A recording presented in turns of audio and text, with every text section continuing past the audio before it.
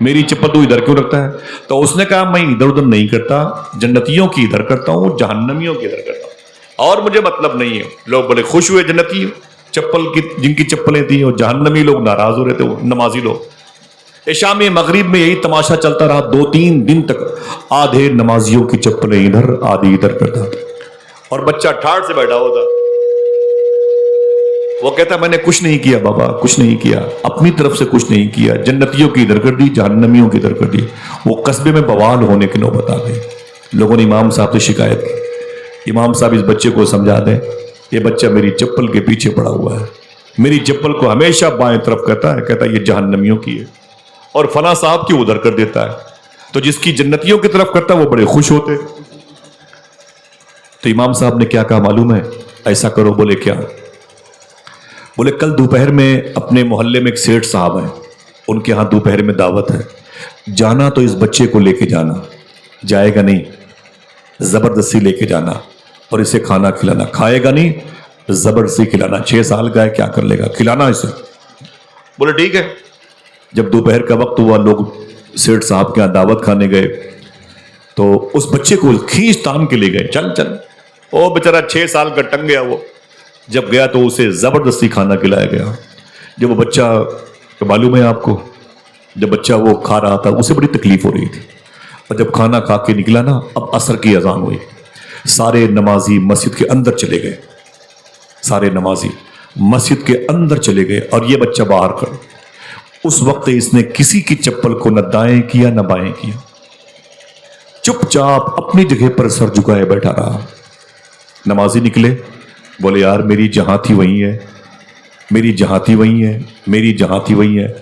آج بچے نے چپل کسی کی الگ نہیں کی، تو بچے نے کیا کہا، اپنی اپنی پہن کے نکل لو، اپنی اپنی جہاں رکھی ہے پہن کے نکل لو، بکواس مت کرو، اپنے اپنے گھر جاؤ۔ سب نمازی چلے گئے۔ مغرب میں بھی اس نے کسی کی چپل کو دائیں بائیں نہیں کیا، عشاء میں بھی اس نے کسی کی چپل کو دائیں اور بائیں نہیں کیا۔ عشاء کی نماز کے بعد لوگ امام صاحب کے پاس گئے، بولے امام صاحب کیا بات ہے، بچہ چپلوں کو دائیں اور بائیں نہیں کرتا؟ بولے کب سے؟ بولے ظہر کے ٹائم کیا تھا، پھر وہ سیٹھ صاحب کیا کھانا کھانے گئے تھے، واپس آئے، عصر مغرب عشاء میں سب کی چپلیں جہاں تھی وہیں پڑی ہوئی ہیں۔ سننا صاحبو، نہ کوئی نعرہ لگانے کی بات ہے، نہ کوئی ہنگامے کی، صرف دہل جائیں ہم اور آپ دونوں، سمجھ جائیں ہم اور آپ دونوں، خوف پیدا ہو جائے ہم اور آپ دونوں کے دل میں، خشیت پیدا ہو جائے، اللہ کا ڈر پیدا ہو جائے ہمارے اور آپ کے دونوں کے دل میں۔ یہ بتانا مقصد ہے، نعرہ نہیں، ہنگامہ نہیں۔ معلوم ہے کیا کہا؟ اب یہ بچہ کبھی نہیں بتا پائے گا کون سی چپل جنتیوں کی ہے اور کون سی چپل جہنمی کی ہے۔ تو لوگوں نے کہا امام صاحب کیوں؟ تو امام صاحب نے کہا آج دوپہر میں جس کے ہاں تم لوگ کھانا کھانے کے لیے اس بچے کو لے کے گئے تھے، وہ سیٹھ صاحب بیاش کا کام کرتے ہیں، حرام کا کام کرتے ہیں۔ جب سے اس بچے نے حرام لقمہ کھا لیا ہے، اللہ نے اس کے دل سے وہ نور ختم کر دیا۔ ہاتھ اٹھا کے مجھے بتا دیں میری بات کتنے لوگوں نے سمجھی؟ سمجھ لیا؟ اٹھائے رکھے، وہ سمجھ لیا آپ؟ اب آپ دعا کریں اللہ مجھے ہدایت دے، آمین کریں۔ خدا کی قسم آپ کے نہیں، آپ میری لیے دعا کریں، میں کتوں سے بدتر انسان سے بر جاؤں۔ کیا کہا تھا؟ ایک دن اس بچے نے زبردستی بیاج حرام کھانے والے کے دسترخوان سے کچھ روٹیوں کے ٹکڑے کھا لیے تھے، اللہ نے اس کے دل کی روشنی چھین لی۔ آج ہمارا معاشرہ ٹوٹل حرام کھانے پہ ڈپینڈ ہے۔ حرام نہیں کھائیں گے تو بچے کہاں سے پلیں گے؟ حرام نہیں کھائیں گے تو ان بچیوں کی شادیاں کیسے ہوگی؟ حرام نہیں کھائیں گے تو ہمارے بچوں کی پڑھائی کیسے ہوگی؟ ان کے جہیز کا سامان کہاں سے آئے گا؟ اللہ اکبر، اللہ اکبر۔ آج حضور کی محفل میں وعدہ کریں، وہ پروردگار عالم جو 9 مہینے تک ہماری ماؤں کے پیٹ میں ہمیں کھلا پلا کے ایک پانی کے قطرے سے 2.5 کلو کا بچہ بنا کے رکھ سکتا ہے، وہ زمین پر بھوکا نہیں مار دے گا انشاءاللہ۔ وعدہ کرو انشاءاللہ حلال کھائیں گے۔ گفتگو ہے جلسوں میں، ضرورت یہ ہے کہ ہم پہلے رزق حلال کی طرف مائل ہوں۔ ہاتھ اٹھا کے بولیں انشاءاللہ۔ کچھ نہیں کرنا ہے۔ یہ لوگ ہیں جو کہیں جامعہ ازہر شریف چلے گئے، اور جامعۃ الرضا چلے گئے، جامعہ علیمیہ چلے گئے، جامعہ امجدیہ چلے گئے، جامعہ اشرفیہ چلے گئے، جامعہ اشرف چلے گئے، سمجھ رہے، جامعہ جمدہ شاہی چلے گئے۔ ان کی قسمتیں ہیں۔ ہمارے لیے یہی بہت بڑی بات ہے کہ اللہ نے ہمیں حلال کھانے کی توفیق عطا فرمائی۔ ہاتھ اٹھا کے بولے انشاءاللہ۔ میں نعرے تو لگواتا نہیں، لیکن کوئی ایک نعرہ بلند کرے، ایک نعرہ۔ ذرا ہاتھوں کو اٹھا کے جواب دیجئے ماشاءاللہ. صلی اللہ تعالی وسلم صلی اللہ تعالی وسلم. بہت بہت شکریہ، بہت بہت شکریہ. اللہ سلامت رکھے میرے ان بھائیوں کو. وعدہ کرو انشاءاللہ ان پر عمل کرو گے. ہاں جلسے ہوتے رات رات بھر، ہمارے بچے صبح کو پھر وہی حرام رات، پھر وہی لوڈو کھیلتے ہیں، پھر وہی رشوت، پھر وہی دلالی، پھر وہی ادھر ادھر کے پیسوں کا استعمال کرتے ہیں. اس کی چیزیں وہاں اٹھا کے وہاں پہنچا دی، اس کی وہاں سے وہاں پہنچا دی. حج کرنے جا رہے ہیں حرام کام کر رہے ہیں، عمرہ کرنے جا رہے ہیں حرام کام کر رہے ہیں. بغداد کے سفر میں لوگ چرس گانجا بیچتے ہیں. یہ کیا مطلب بھائی؟ مسلمان درود پڑھنے والی قوم ناکارہ کیسے ہو گئی؟ اور اگر ہم حلال کھائیں گے تو فائدہ کتنا ہوگا؟ اگر ہاتھ اٹھا کے اجازت دے تو ایک بات بتاؤں. وَكُونُوا مَعَ الصَّادِقِينَ کہا گیا، سچوں کے ساتھ ہو جاؤ. کہا گیا کہ دعا کرو کہ اللہ مجھے سیدھے راستے پہ چلائے. سیدھا راستہ کہ آگرہ ایکسپریس وے کو بولتے ہیں. یہ اہدنا الصراط المستقیم، یہی ہے آگرہ ایکسپریس وے. یہ تالگرام ہوتے ہوئے قنوج، تالگرام ہوتے ہوئے آگرہ، یہی سیدھا راستہ ہے. صوفیہ کہتے ہیں کہ کم پڑھے لکھے لوگوں سے کہو حلال کھانے ہی کو اہدنا الصراط المستقیم کہتے ہیں. صراط المستقیم کہتے ہیں حرام کھانے، حلال کھانے کو، حلال کھانے کو. اس سے انحراف ہو جائے تو سمجھ لو آپ اور ہم بگڑ جائیں گے. وعدہ کرو ان باتوں کو یاد رکھیں گے انشاءاللہ. اللہ آپ کو سلامت رکھے. آمین کہہ دیں. اتنی دور رہتے ہیں، میرا دل کہتا ہے میں بہت ملوں، لیکن میں بہت بزی رہتا ہوں. اور پھر غوث پاک کا کرم ہے کہ بغداد شریف کا سفر زیادہ ہوتا ہے. علماء کی جوتیوں کا صدقہ ہے ماشاءاللہ. اللہ تعالیٰ ان کے فیضان سے سب کو مالا مال کرے. چلیں گے بغداد شریف؟ ایسے بولے گے تو ایئرپورٹ سے واپس چلے جائیں گے. اونچی بولے انشاءاللہ. ہاتھوں اٹھا کے بولے انشاءاللہ. ٹھیک ہے. میں آج اس محفل کا نام جو ہے نا، اس کا پورا ایڈریس اپنی ڈائری میں لکھوں گا انشاءاللہ. رستم بھائی سے کہوں گا مجھے یاد دلائیے گا. میں وہ کاغذ غوث پاک کی بارگاہ میں لے کے جاؤں گا انشاءاللہ. یہ رسمی طور پر نہیں بول رہا ہوں، دل سے بول رہا ہوں انشاءاللہ. آپ کا سلام نیاز پیش کروں گا. 29 دسمبر کو انشاءاللہ میرا ٹکٹ ہے بغداد شریف کا. زندہ رہا غوث پاک نے بلایا تو ہاتھ اٹھا کے بولے آپ سب کا سلام نیاز پیش کروں گا. ابھی اکتوبر کے مہینے میں واپسی ہوئی ہے. دعا کرو. یہ جلسے جلوس میں اسی لیے جاتا ہوں کہ چند پیسے مل جائیں تو ادھر جانے کا جواڑ لگ جائے. سمجھے؟ بقیہ ان کی مرضی ہے. قید سرکار کی سیرت نہیں کی جا سکتی، صرف الفاظ سے مدحت نہیں کی جا سکتی. وہ اگر در پہ بلا لے تو کرم ہے، ورنہ نہ بلائیں تو شکایت نہیں کی جا سکتی. چلیں گے انشاءاللہ. کتنے لوگ بولے چلیں گے؟ جزاک اللہ.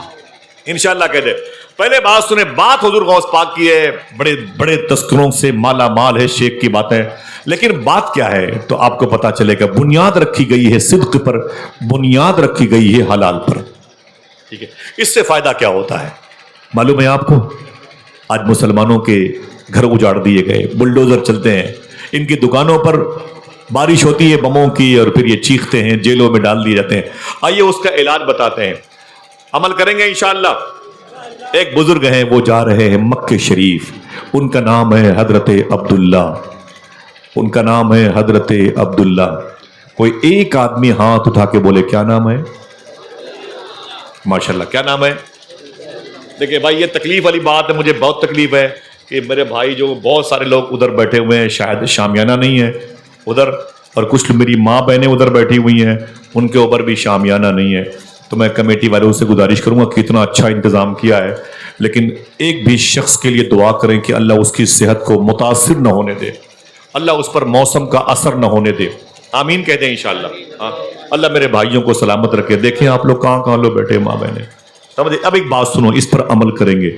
دیکھیں یہ سیدھا راستہ کیا ہے. ایک بزرگ ہیں، ان کا نام ہے شیخ عبداللہ. کیا نام ہے؟ بچے بولے بیٹا، سو رہے ہو تم لوگ؟ شیخ عبداللہ حج پہ جا رہے تھے. ابھی احرام نہیں پہنا، ابھی لبیک اللہم لبیک لبیک لا شریک لک لبیک ان الحمد والنعمت لک والملک لا شریک لک کے نعرے نہیں لگائے. لیکن جیسے ہی ایک گھر کے دروازے پر گئے، ایک لڑکی اندر سے نکلی اور باہر گندگی کا ڈھیر، جسے گھور کہتے ہیں، غلاظت کا ڈھیر. ایک کچھ چیز اٹھائی اس نے، یوں اٹھایا اس لڑکی نے، پھٹے ہوئے دوپٹے میں لپیٹا اور روتے ہوئے سیدھے اپنے گھر کے اندر چلی گئی.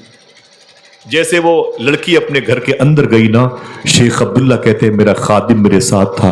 میں نے کہا رک. میں نے دروازے پہ جا کے دستک دی. 6-7 سال کی بچی روتی ہوئی نکل کے آئی. میں نے کہا بیٹی تو کون ہے؟ اس نے کہا آپ کون ہیں؟ میں نے کہا میں تو حج پہ جا رہا ہوں، اس سفر پہ مکہ شریف۔ بولے جاؤ، یہاں کیا کر رہے ہو؟ تو میں نے کہا بیٹی ایک بات بتا، اس گندگی کے ڈھیر سے تم نے کیا اٹھایا؟ گندگی کے غلاظت کے ڈھیر سے کیا اٹھایا؟ وہ لڑکی رونے لگی۔ اس نے کہا آپ کو اس سے کیا مطلب؟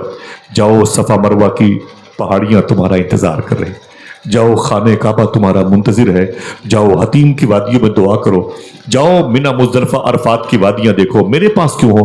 یہاں کون تم کو ملے گا؟ جاؤ، کعبہ تمہارا انتظار کر رہا ہے۔ شیخ عبداللہ کہتے ہیں اے میری بیٹی مجھے اتنا بتا تو نے وہاں سے کیا اٹھایا؟ میری بہنوں سننا، تو نے وہاں سے کیا اٹھایا؟ تو شیخ عبداللہ کہتے ہیں میں نے جب زبردستی پریشر ڈالا تو اس لڑکی نے اپنی مٹھیاں کھول دی۔ ادھر دیکھنا بھائی، جیسے مٹھی اس لڑکی نے کھولی نا، اس کی غریب انگلیوں کے ہاتھوں کے اس کے ہتھیلی پر ایک مری ہوئی چڑیا، سڑی ہوئی چڑیا جو بدبو کر رہی تھی، جس پہ چونٹیوں نے قبضہ کر رکھا تھا، وہ اس کے مٹھیوں میں بدبودار چڑیا پڑی تھی۔ جب اس نے کھولا تو میری چیخ نکل گئی۔ میں نے کہا یہ کیا ہے بیٹی؟ تو وہ رونے لگی۔ میں نے کہا تیرا باپ؟ کہا مر گیا۔ میں نے کہا تیری ماں؟ بولے وہ مر گئی۔ میں نے گھر میں کون ہے؟ تو بولی میرا ایک بھائی ہے 4-5 سال کا، 4-5 سال کا، اور کوئی نہیں ہے۔ تو میں نے کہا یہ بتا کہ یہ مری ہوئی چڑیا تو نے کیوں اٹھا لیا؟ وہ لڑکی کہتی ہے کہ اے بابا جی سنیں، کئی دن ہو گئے مجھے کچھ کھانے کو نہیں ملا، میرے پاس کچھ بھی نہیں ہے، میری ماں ہوتی تو مجھے روٹیاں پکا کے کھلاتی، میرا بھائی آج شاید مر جائے گا، بھوک کی وجہ سے مشکل ہے میرے بھائی کا بچ پانا۔ میں نے دیکھا کہ گندگی کے ڈھیر پر ایک مری سڑی ہوئی چڑیا پڑی ہوئی ہے، میں نے اسے اٹھا لیا، اسے دھو کر کے میں ہلکا سا آگ کے حوالے کروں گے، اور پھر جو ہے اپنے مرے ہوئے بھائی کو زندہ کرنے کے لیے، مرتے ہوئے بھائی کو زندہ کرنے کے لیے وہ چھوٹی چھوٹی اس کی سڑی ہوئی بوٹیاں اس کے منہ میں ڈالوں گی، شاید میرا بھائی ایک دن کے لیے زندہ ہو جائے۔ ہم کیا جانے، ہم نے تو شادی میں شیرمال کو انگلیوں پہ نچایا ہے، ہمیں یہ درد کیسے محسوس ہوگا؟ ہم نے تو چاول کے بڑے بڑے ڈھیلے جوتوں کے نیچے رکھے، ہم کیا جانے۔ ڈونگے پہ گوشت ختم ہو گیا تو ہم نے سیلفی لے کر کے گالیاں لکھ کر بھیجا کہ 1000 روپے خرچ کر کے میں نے ولیمہ کھانے کی کوشش کی تھی، لیکن لڑکی کا باپ اتنا کمینہ نکلا، اتنا غریب نکلا کہ اس کے پاس میرے پیٹ بھرنے کی طاقت نہیں تھی۔ ہم تو یہ انداز کرتے ہیں، ہمیں کیا پتا اس لڑکی کے باپ سے پوچھو، جب ایک روٹی ٹھنڈی کسی کو ملتی ہے گالی دیتا ہے تو وہ کنارے روتا رہتا ہے۔ ہم کیا جانے غریبی کسی کہتے ہیں۔ اللہ کے رسول صلی اللہ علیہ وسلم، میری اولادوں، میرے بچے سنو، سرکار کا مکہ شریف میں 3 سال تک سوشل بائیکاٹ کیا گیا تھا۔ حضور کے غلام کیا کھاتے تھے؟ مرغ مسلم۔ ان سے پوچھا گیا 3 سال تک کیا کھاتے تھے؟ رو کے جواب دیتے تھے ہمارے چپلوں میں جو چمڑے لگے ہوتے تھے اسے ہم چاقو سے کاٹ کر کے پانی میں بھگو کے اسے کھایا کرتے تھے، اپنے چپلوں کے چمڑے، اور حضور سامنے بیٹھے ہوتے۔ اللہ کے رسول جب یہ دیکھتے تو حضور رونے لگتے تھے۔ ہمیں پتا نہیں ہے کہ منی سے کعبہ شریف کی جو دوری ہے تقریباً 6-7 کلومیٹر کی ہے، اس کے درمیان 60 نبیوں کی غائبانہ طور پر قبریں ہیں جن کی موتیں بھوک کی وجہ سے ہوئی۔ یہ اتنے بڑے علماء کرام بیٹھے ہوئے ہیں، میں سب کو گواہ بنا کے پھر بولتا ہوں، نہ کوئی نعرہ، نہ کوئی ہنگامہ، نہ کوئی چیخ پکار۔ پھر سے ریورس کرتا ہوں میں کیا کہہ رہا ہوں، یہ عمر شریف کے ڈرامے نہیں ہیں۔ سنیں آپ، یہ کعبہ شریف سے لے کر کے مینا کے درمیان 60 نبیوں کی غائبانہ قبریں ہیں۔ یہ وہ نبی ہیں جن کی موتیں بھوک کی وجہ سے ہوئی۔ آج ہمیں روٹیاں ٹھنڈی ملتی ہیں تو ہم گالیاں دیتے ہیں، چاول ٹھنڈا ملے تو بچیوں کے چہرے پہ تماچے مار دیتے ہیں، دیر میں ملے تو جا کے چولہے کے برتن کو توڑ پھوڑ کر دیتے ہیں۔ ہاں، میں تو درخت کے سائے میں تھک کے بیٹھ گیا، جلے ہیں دھوپ میں جو ان کا حال کیا ہوگا، ذرا سی بات پہ انسان کو آ گیا ہے جلال، جو ذل جلال ہے اس کا جلال کیا ہوگا۔ صاحبو، ہم آپ کی ہجانی کیفیت کو اوپر نہیں لانا چاہتے، میں چاہتا ہوں کہ صرف آپ بیٹھے رہے، آپ کو صرف سننا ہے، کچھ بھی نہیں کرنا ہے، بس دعا کرنے کہ اللہ نسلوں کو ہماری آباد کر دے۔ 1-1 روپے کی بھیک مانگ کر کے یہ جلسے ہوتے ہیں، میں چاہتا ہوں کہ اسے تھوڑے دنوں تک نہیں، آنے والی نسلوں تک اسے آباد رکھیں۔ آمین کہیں انشاءاللہ۔ شیخ عبداللہ کہتے ہیں، میں نے کہا یہ کیا؟ لڑکی نے رو کر کے کہا اب میرے بھائی اور مجھ پر تو حرام چیزیں بھی حلال ہو گئی ہیں، مری ہوئی چڑیا اپنے بھائی کو کھلا دیں گے، شاید ایک دن کے لیے میرا بھائی بچ جائے۔ شیخ عبداللہ کہتے ہیں میں رونے لگا، میں نے اپنے نوکر کو بلایا، میں نے کہا ادھر آ، وہ قریب آیا تو میں نے کہا ایک کام کر. بولے کیا؟ میں نے کہا کتنے پیسے تیرے پاس ہیں؟ کہا 6,000 روپے ہے. تو میں نے کہا یہاں سے اپنے گھر کی واپسی میں کتنے پیسے لگتے ہیں؟ کہا 2 آدمی کے 500 روپے لگتے ہیں. میں نے کہا اس کے بعد کتنے بسیں گے؟ کہا 5,500. میں نے کہا یہاں سے مکہ شریف کتنا ہے؟ کہا کل یا پرسوں میقات سرحد مکہ آ جائے گی. جس کا دل کہے وہ سبحان اللہ کہے گا، منع کرے تب بھی سبحان اللہ کہنا، زبان کام نہ کرے تب بھی سبحان اللہ کہنا. شیخ عبداللہ نے کیا کہا؟ اے میرے خادم سن، یہاں سے ہم دونوں کے واپسی کے کرائے 500 روپے ہوتے ہیں، اسے نکال لے، بقیہ 5,500 روپے اس یتیم بچی کو دے دے. کعبہ اگلے سال دیکھیں گے، کعبہ اگلے سال دیکھیں گے، وہ محتشم اور معظم گھر. بولے اگلے سال دیکھیں گے. تو خادم نے کہا نا نا نا نا، یہ کیا کہہ رہے ہیں آپ؟ یہ قریب میں ہے مکہ شریف، قریب میں ہے اللہ کا معظم گھر. تو آپ نے فرمایا تھا دل کہے تو پھر بولنا. اے میرے خادم سن، اب کعبہ کیا دیکھنا، میں نے اس ٹوٹی ہوئی بچی کے دل میں کعبے کے مالک کو دیکھ لیا. بیٹھ کر کے علماء اور سادات کے سامنے اور بیٹھ کر کے اپنے علاقے کے ان بزرگوں کے سامنے جب ہم تانا شاہی کر کے کھائیں گے اور پیئیں گے اور ہمارے اندر زوم اور تنتنا ہوگا تو ہماری نسلیں عاشق رسول کیسے بنیں گے؟ قرآن پڑھنے والوں کی آوازوں پہ تبصرے ہوں گے. ایک ضعیف کی آواز جب اذان کی سردی کے دنوں میں 5 بجے صبح کو گونجتی ہے نا تو ہم ناراض ہوتے ہیں. اس بڈھے نے اب تک مائک کا ہارن میرے گھر کی طرف کر رکھا ہے. ہمیں اللہ کے نام سے بھی الرجی ہو گئی ہے معاذ اللہ. مؤذن کے لہجے پر تنقید کرنا ہماری سرشت میں داخل ہے. بوڑھوں کی لاٹھیاں غائب کر دیں گے تاکہ یہ نماز اذان نہ دے وقت پر. ان کی جوتیاں غائب کی جاتی ہیں. اللہ اکبر اللہ. ذرا سوچو کہ نسلوں کو ہم کون سا معاشرہ، تہذیب اور ثقافت دے کے جائیں گے. وعدہ کرو ان باتوں کو یاد رکھیں گے انشاءاللہ. پھر گزارش ہے، نہ کوئی نعرہ نہ کوئی ہنگامہ. شیخ عبداللہ کہتے ہیں میرے خادم سن، 5,500 اس یتیم بچی کو دے دے. بولے کعبہ؟ بولے اگلے سال دیکھیں گے، کعبہ اگلے سال دیکھیں گے. اتنا کہنا تھا، واپس آ گئے. سارے پیسے اس یتیم بچی کو دیے اور دے کر کے جیسے اپنے شہر واپس آئے. ان کے شہر کے 2 مہینے کے بعد حاجی جب لوٹ کر کے مکہ مدینے سے واپس آئے تو شیخ عبداللہ سے کہنے لگے، جو سمجھ میں آئے گا جس کو وہ سبحان اللہ بولے گا. لوگوں نے کہا اے شیخ عبداللہ آپ کو اس سال حج بہت بہت مبارک ہو. آپ کو حج اس سال کا بڑا بہت مبارک ہو. تو بولے کیسی باتیں کرتے ہو، تو میں تو گیا ہی نہیں تھا، میں نے تو حج کیا ہی نہیں تھا. لوگوں نے کہا آپ کیسی بات کرتے ہیں، مذاق کرتے ہیں. اگر دل کہے تو کوئی ایک آدمی بولے. لوگوں نے کہا میں نے آپ کو کعبے کے آنگن میں دیکھا ہے، میں نے آپ کو مطاف میں دیکھا ہے، میں نے آپ کو باب کعبہ کے سامنے ملتزم میں دیکھا، حتیم میں دیکھا، رکن یمانی شامی میں دیکھا، صفا مروہ کی پہاڑیوں پہ دیکھا. کیسی باتیں کرتے ہیں. شیخ عبداللہ کہتے میں رونے لگا اور سیدھے میں دروازے کے اندر داخل ہوا اور میں نے تازہ وضو کیا. وضو کرنے کے بعد 2 رکعت نماز پڑھی، مصلی پہ گیا اور میں نے پھر اس کے بعد سر رکھا، سجدے میں روتا ہوا. اور جیسے مجھ پر ایک کیفیت طاری ہوئی، اللہ کی بارگاہ سے آواز آئی، اے عبداللہ کیا بات ہے؟ میں نے کہا میرے مولا تو جانتا ہے کہ میں نے حج نہیں کیا، لیکن کیا بات ہے کہ یہ لوگ کہہ رہے ہیں کہ میں نے تمہیں مکے میں دیکھا ہے، منہ مزدلفہ عرفات میں دیکھا ہے. تو آواز آئی اللہ کی، اے عبداللہ تو نے کیوں مکے کا ارادہ جو کیا تھا سفر کیوں نہیں کیا؟ تو بولے میرے مولا تو جانتا ہے کہ راستے میں یتیم بچی کو سارے پیسے میں نے دے کر کے واپس آ گیا تھا. اللہ اکبر. اگر بات اس اسٹیج تک جو پہنچی ہے سمجھ میں آ جائے تو بولیے گا سبحان اللہ. تو شیخ عبداللہ سے اللہ نے کہا سن، اس سال 6 لاکھ حاجیوں نے حج کیا ہے. کتنے؟ 6 لاکھ حاجیوں نے حج کیا ہے، لیکن میں نے کسی کا حج قبول نہیں کیا. لیکن اے عبداللہ سن، تیرے ایک عمل کی وجہ سے تو نے اپنے سارے پیسے یتیم بچی کو دے کے جو واپس آ گئے تھے نا، تیرے اسی عمل کی وجہ سے میں نے سارے حاجیوں کا حج قبول کر لیا تھا. ہائے ہائے ہائے. ایک کوئی ٹوٹا ہوا دل جوڑو تو پتا چلے گا سبحان اللہ اللہ کی رحمتیں کیسے راضی ہوتی ہیں. ہاں کبھی یہ اس قسم کی دعا کرو، اے میرے مولا انہیں فردوس میں جگہ دینا، میرے خدا انہیں فردوس میں جگہ دینا. اس قسم کی دعا کرو تو پتا چلے گا رحمتیں قریب آتی. کیسی؟ میرے خدا انہیں فردوس میں جگہ دینا جو مر گئے میرا جینا حرام کرتے. کبھی دوسروں کے لیے دعا کرو، دشمنوں کے لیے دعا کرو تو پتا چلے گا ہم کو اور آپ کو. ہم تو لگے ہیں بس اپنے ہی بیٹوں کی آبیاری کرنے میں. معلوم ہے اللہ نے کیا کہا؟ اے عبداللہ سن، کسی کا حج میں نے قبول نہیں کیا.